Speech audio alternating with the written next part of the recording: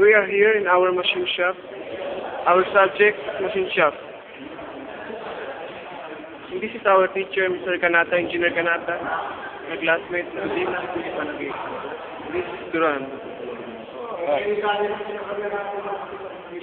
This is my classmate, Pasukin.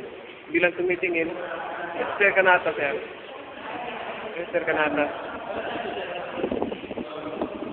Ito yung mga machine namin dito sa University of Perpetua, sir. As a maritime student, this is our machine room. This is our welding shop, welding machine, acetylene.